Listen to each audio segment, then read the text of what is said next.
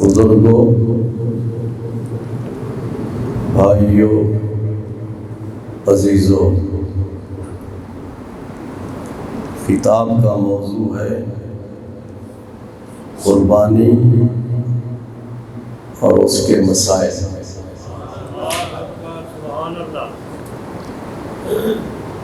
اللہ تعالیٰ کا بے پایاں اور بے شمار شکر ہے کہ اس نے زندگی میں ایک بار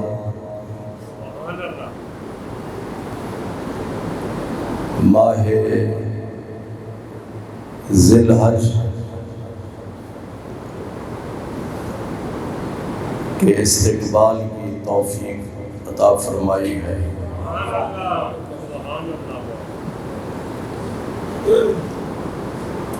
اس ماہ مبارک کو یہ شرف حاصل ہے کہ اس میں دنیا بھر کے مسلمان فریضہ حج ادا کرتے ہیں اور اللہ کی رضا کے لیے، اللہ کی خوشنودی کے لیے قربانی کا فرض ادا کرتے ہیں۔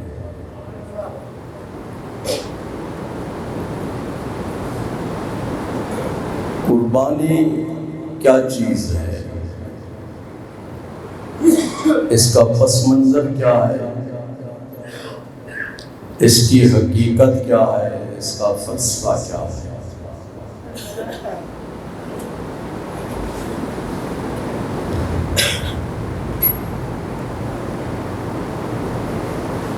دنیا کے کسی سکالر سے پوچھنے کی ضرورت نہیں،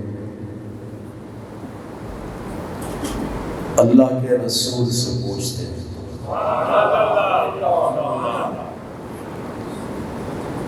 یہ میرا آپ کا سوال نہیں، صحابہ کا سوال ہے۔ وہ صحابہ جو برکت والا اور مقدس گروہ ہے، جنہوں نے اپنی قیمتی زندگی کے لمحات کو سرکار مدینہ صلی اللہ علیہ وسلم کے مبارک قدموں میں گزارا،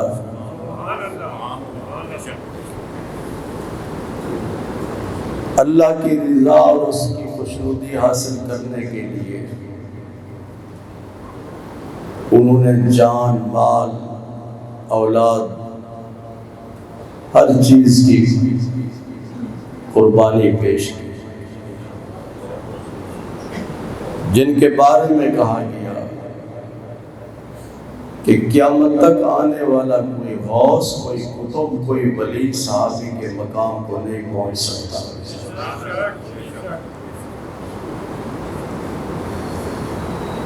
عرض کرتے ہیں یا رسول اللہ صلی اللہ علیہ وسلم، ما ہذہ الاضاحی،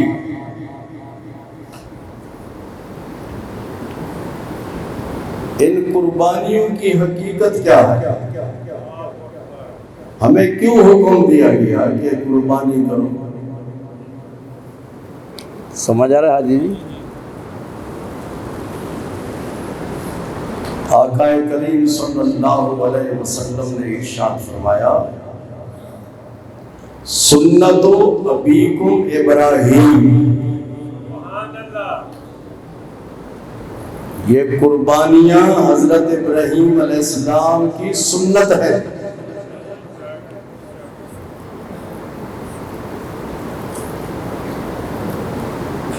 اس کا پورا واقعہ حضرت ابراہیم علیہ السلام نے جو قربانی پیش کی قرآن پاک میں موجود ہے۔ آئندہ جمعۃ المبارک کی خطاب میں اسے بیان کیا جائے گا انشاءاللہ۔ یعنی ہم جب قربانی کریں بکرے کی، گائے کی، اونٹ کی، تو ذہن میں یہ بات رہنی چاہیے کہ میں حضرت ابراہیم علیہ السلام کی سنت کو ادا کر رہا ہوں۔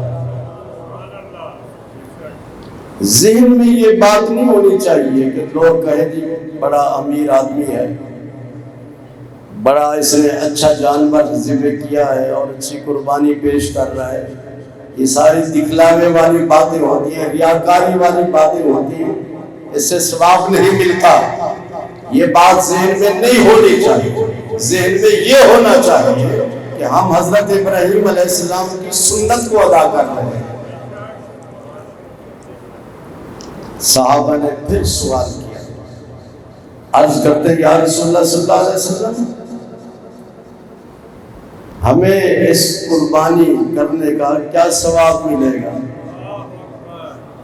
قربانی کرنے کا ہمیں کیا ثواب ملے گا؟ ارشاد فرمایا بِكُلِّ شَعْرَةٍ حَسَنَةٌ، ہر بال کے بدلے میں بہت بڑی نیکی عطا کرے گا۔ وہ ایک نیکی بہت بڑی نیکی ہوگی، عظمت والی ہوگی۔ عربی گرامر یا جتنے بھی ٹی وی سی وی اینکر وغیرہ یہ باتیں کرنے والے آتے ہیں نا مذہبی دینی پروگراموں میں، یہ عربی گرامر سے نابلد ہوتے ہیں، ان کو پتہ نہیں ہوتا کہ جس طرح ہر زبان کی گرامر ہوتی ہے، انگریزی کی گرامر ہے، اردو کی بھی ہے، اور اسی طرح دوسری عربی کی بھی گرامر ہے، اور اس گرامر کو صرف اور نحو کہا جاتا ہے۔ یہ لوگ اس سے عاری ہوتے ہیں، ان کو پتہ نہیں ہوتا کہ بھئی یہ گرامر کے نقطہ نظر سے قرآن کی اس آیت کا یا حدیث کا اس کا ترجمہ کیا ہے۔ تو فرمایا بِكُلِّ شَعْرَةٍ حَسَنَةٍ، ہر بال کے بدلے میں ایک نیکی ہے، ایک، لیکن اس پر دو پیش آئے، جس پر دو پیش آ جائیں تو گرامر کے مطابق اس میں عظمت آ جاتی ہے، بڑاپن آ جاتا ہے۔ یہ معمولی نیکی نہیں ہے، بہت بڑی عظمت والی نیکی اللہ عطا کرتا ہے ہر بال کے بدلے میں۔ کیا آپ گنتی کر سکتے ہیں منظور صاحب کہ بکرے کے کتنے بال ہیں، گائے کے کتنے بال ہیں، اونٹ کے کتنے بال ہیں؟ نہیں گنتی کر سکتے، لیکن اللہ تو جانتا ہے جی، اور اس کا رسول بھی جانتا ہے۔ آسمان پہ تارے ہیں یا نہیں؟ کسی کو پتا ہے کہ کتنے تارے ہیں؟ سائنس نے بہت ترقی کی ہے، کوئی ایسی دوربین ایجاد نہیں ہوئی، کوئی ایسا آلہ تیار نہیں ہوا جو یہ بتا سکے آسمان پر کتنے تارے ہیں۔ ان کی تعداد اللہ جانتا ہے یا اس کا رسول جانتا ہے؟ حضور صلی اللہ علیہ وسلم حضرت عائشہ صدیقہ رضی اللہ تعالیٰ عنہ کے پاس تشریف فرما ہے، رات کا وقت ہے، آسمان پر تارے چمک دمک رہے ہیں، عرض کرتی ہے یا رسول اللہ صلی اللہ علیہ وسلم، آپ کی امت میں سے کوئی ایسا خوش نصیب امتی ہے جس کی نیکیاں آسمان کے تاروں کے برابر ہوں؟ جس کی نیکیاں آسمان کے تاروں کے برابر ہوں؟ حضرت عائشہ کا سوال اس بات پر دلالت کر رہا ہے۔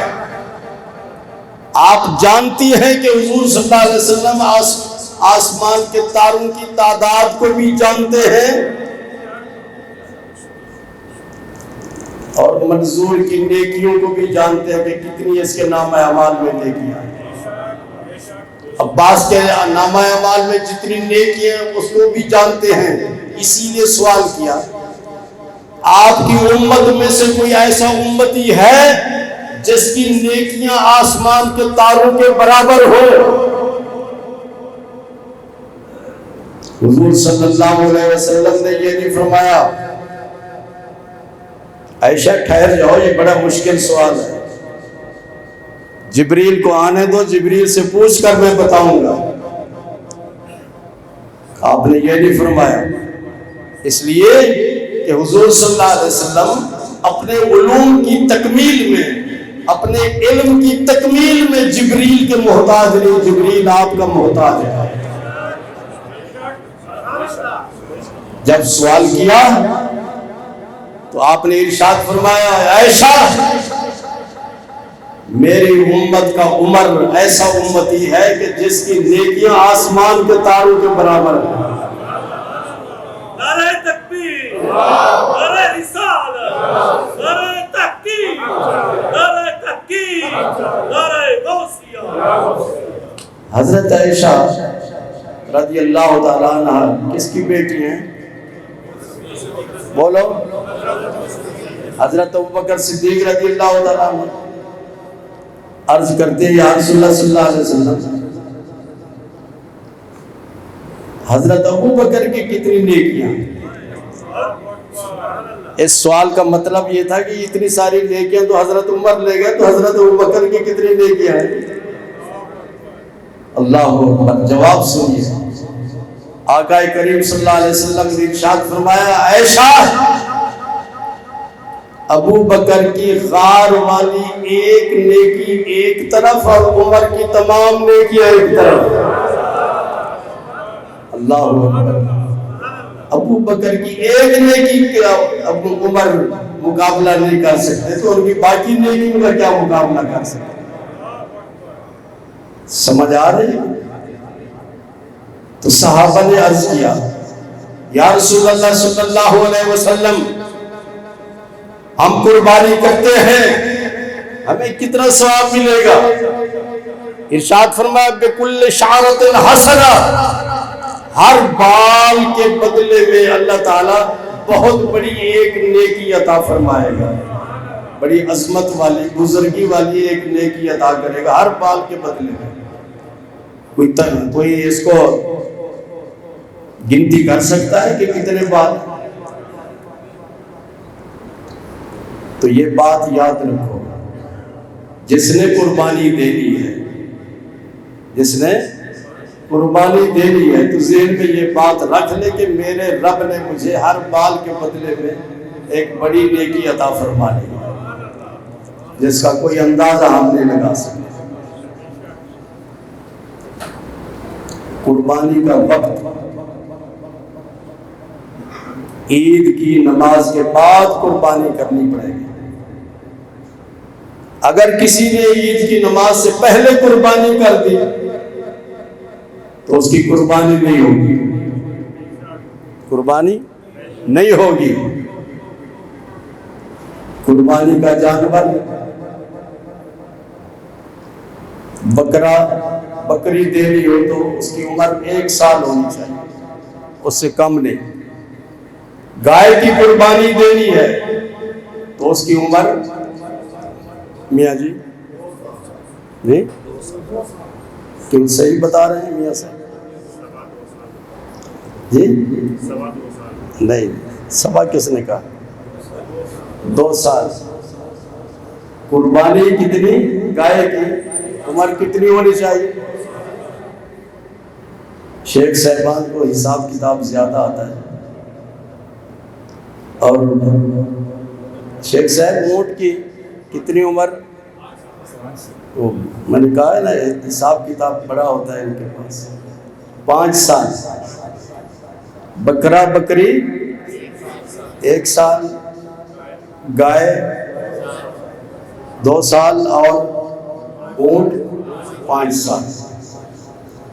حضور صلی اللہ علیہ وسلم نے جب یہ ارشاد فرمایا، آپ نے ارشاد فرمایا کہ عید کی نماز سے پہلے جس پر قربانی فرض ہے، اگر اس نے پہلے قربانی کر دی تو وہ پھر کھانے کے لیے گوشت ہوگا، اس کی قربانی فرض ادا نہیں ہوگا۔ آپ کے ایک صحابی تھے حضرت ابو ہریرہ، وہ کھڑے ہوئے، عرض کرتے یا رسول اللہ صلی اللہ علیہ وسلم، میں نے نماز عید سے پہلے بکرا ذبح کر کے آس پاس کے جو غریب تھے ہمسائے ان میں گوشت تقسیم کر دیا کہ یہ عید کا موقع ہے تو گوشت کھا لیں۔ تو حضور صلی اللہ علیہ وسلم نے ارشاد فرمایا تو تیری قربانی نہیں ہوئی، قربانی نہیں ہوئی۔ عرض کرتے ہیں کہ میرے پاس اور تو کچھ نہیں، بکری کا 6 مہینے کا بچہ ہے۔ کتنے؟ 6 ماہ کا بچہ ہے بکری کا۔ اللہ اکبر۔ حضور صلی اللہ علیہ وسلم اپنی امت پر رؤوف اور رحیم ہیں، اپنے ہر امتی پر مہربانی فرماتے ہیں۔ اب یہ اس کے لیے مشکل تھی، حضرت ابو ہریرہ کے لیے۔ ان کے پاس اتنی توفیق نہیں تھی کہ وہ بکرا خرید کر کے اور بکرا قربانی کے لیے پیش کریں۔ عرض کرتے ہیں یا رسول اللہ صلی اللہ علیہ وسلم 6 ماہ کا بچہ ہے بکری کا۔ آپ نے ارشاد فرمایا جاؤ اسے ذبح کرو، تمہاری طرف سے قربانی ادا ہو جائے گی، قربانی ادا ہو جائے گی، لیکن یہ صرف تیرے لیے، صرف تیرے لیے ہے، قیامت تک اور کسی کی کو اس چیز کی اجازت نہیں۔ اس حدیث کو سن کر اگر کوئی آدمی پھر 6 ماہ کا بچہ قربانی کے لیے پیش کر دے، نہیں، فرمایا صرف تیرے لیے ہے اور قیامت تک آنے والے کسی کو اس کی چیز کی اجازت نہیں کہ 6 ماہ کا بکری کا بچہ قربانی کے طور پر پیش کر دے۔ یہ ہے اختیار مصطفیٰ۔ اللہ نے اپنے محبوب کو اختیار عطا فرمایا۔ آپ جو بھی بات کرتے تھے اپنی طرف سے نہیں کرتے تھے، بلکہ اللہ کے حکم کے مطابق، وحی الہی کے مطابق بات کرتے تھے۔ فرمایا وَمَا يَنطِقُ عَنِ الْهَوَىٰ إِنْ هُوَ إِلَّا وَحْيٌ يُوحَىٰ۔ اگر عباس ماہ رمضان کا روزہ قصدن توڑ دے، پیاس لگی ہوئی ہے، اس کو پتہ ہے کہ روزہ ہے، اور پانی پی لے، اسی طرح حاجی ریاض ہے، تو کفارہ کیا ہے؟ اس کا کفارہ کیا ہے؟ کفارے کی 3 قسمیں۔ پہلی تو یہ کہ غلام آزاد کریں، وہاں اس زمانے میں یہ رواج تھا، غلام ہوتے تھے، غلام آزاد کریں۔ اگر نہیں کر سکتا تو پھر 2 مہینے متواتر روزے رکھے، وقفہ نہیں، متواتر روزے رکھے، کوئی وقفہ نہیں ہونا چاہیے۔ اور اگر 2 مہینے متواتر روزے رکھنے کی حاجی ریاض کو توفیق نہیں آئے تو پھر 60 مسکین کو کھانا کھلا دے، 60 مسکین کو کھانا کھلا دے۔ یہ قرآن پاک کا حکم ہے۔ کس کا؟ بولو، قرآن کا حکم ہے۔ کفارے کی یہ 3 قسمیں ہیں۔ ایک شخص حاضر ہوا حضور صلی اللہ علیہ وسلم کی خدمت میں، عرض کرتا ہے یا رسول اللہ صلی اللہ علیہ وسلم، میں نے ماہ رمضان کا روزہ قصدن توڑ دیا ہے۔ ایک تو ہوتا ہے نا بھول کر پانی پی لو یا کھانا کھا لو یا کوئی چیز کھا لو، روزہ نہیں ٹوٹتا۔ جان بوجھ کر اگر کوئی آدمی کو پتا ہے کہ مجھے روزہ ہے، کھاتا ہے، تو اس کا روزہ ٹوٹ جاتا ہے۔ تو اللہ نے قرآن پاک میں یہ کفارہ بیان کیا ہے۔ 3 صورتیں ہیں کفارے۔ وہ شخص حاضر ہوا، عرض کرتا ہے یا رسول اللہ صلی اللہ علیہ وسلم، میں نے ماہ رمضان کا روزہ رکھا ہوا تھا، قصدن میں نے روزہ توڑ دیا، میں اب کیا کروں؟ آپ نے ارشاد فرمایا، اللہ فرماتا ہے کفارے کی 3 صورتیں ہیں، غلام آزاد کرو یا 2 مہینے متواتر روزے رکھو یا 60 مسکین کو کھانا کھلاؤ۔ عرض کرتا ہے یا رسول اللہ صلی اللہ علیہ وسلم،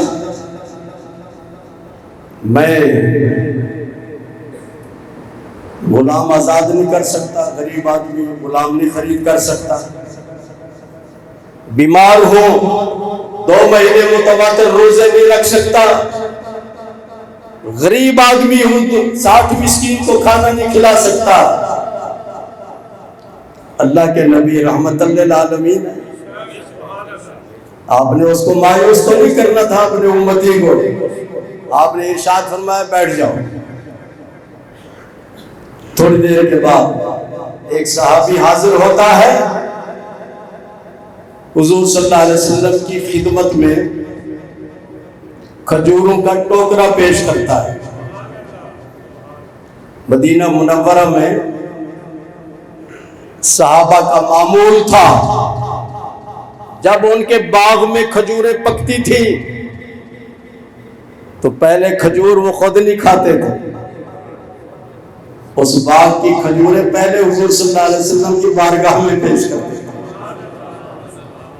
اپنے شیخ اپنے مرشد کی بارگاہ میں نذرانہ پیش کرتے تھے۔ وہ ٹوکرا لے کر حضور صلی اللہ علیہ وسلم کی خدمت میں حاضر ہو گیا، یا رسول اللہ یہ کھجوروں کا ٹوکرا ہے، قبول فرمائیں۔ حضور صلی اللہ علیہ وسلم نے ارشاد فرمایا اين السائل، وہ سوال کرنے والا کہاں ہے؟ جس نے مسئلہ پوچھا کہاں ہے؟ وہ آدمی کھڑا ہو گیا تو حضور صلی اللہ علیہ وسلم نے ارشاد فرمایا کھجوروں کا یہ ٹوکرا لے لو، ان سب میں یہ ٹوکرا تقسیم کر لو، تمہارا کفارہ ادا ہو جائے۔ پھر عرض کرتا ہے یا رسول اللہ صلی اللہ علیہ وسلم میں بہت غریب آدمی ہوں، میں بہت غریب آدمی ہوں۔ آپ سمجھ گئے کہ یہ کیا کہنا چاہتا ہے، آپ نے ارشاد فرمایا اچھا تو یہ چاہتا ہے کہ یہ ٹوکرا میں خود ہی رکھ لوں، یہاں تقسیم نہ کروں؟ آپ نے ارشاد فرمایا انفق علیک وعلی عیالک فہو کفارۃ لک، جاؤ کھجوریں تم بھی کھاؤ اور گھر والوں کو بھی کھلاؤ، کفارہ ادا ہو جائے گا۔ اللہ نے یہ اختیار اپنے محبوب کریم صلی اللہ علیہ وسلم کو عطا فرمایا۔ تو بات سمجھ لو کہ قربانی حضرت ابراہیم کی سنت اور اس کا ثواب بھی بتا دیا، اور قربانی کے جانوروں کی عمریں بھی بتا دی۔ باقی مضمون انشاءاللہ آئندہ جمعۃ المبارک میں بیان کریں گے۔ تو ہماری حکومت نے یہ بجٹ پیش کیا ہے، یہ لوگ بھوکے مر رہے ہیں، بے روزگاری بھی ہے، مہنگائی بھی ہے کہ نہیں؟ آئیے میں حضور صلی اللہ علیہ وسلم کا ایک وظیفہ بتاتا ہوں جس سے تنگ دستی غربت دور ہو جاتی ہے۔ حضور صلی اللہ علیہ وسلم نے ارشاد فرمایا شام کے وقت سورت واقعہ پڑھا کرو، سورت واقعہ پڑھا کرو، فرمایا تنفی الفقر، یہ تنگ دستی کو دور کر دیتی ہے۔ جتنے بھی وزیر شزیر بیٹھے ہیں یا اسمبلی کے ممبران وہ اور ان کے گھر والے اور ہم سب پاکستانی جتنے بھی ہیں، اس کو پڑھنا شروع کر دو تو اللہ تبارک و تعالیٰ میرے آقا کریم صلی اللہ علیہ وسلم کے اس وظیفے کی برکت سے تنگ دستی کو بھی دور کر دے گا، غربت کو بھی دور کر دے گا۔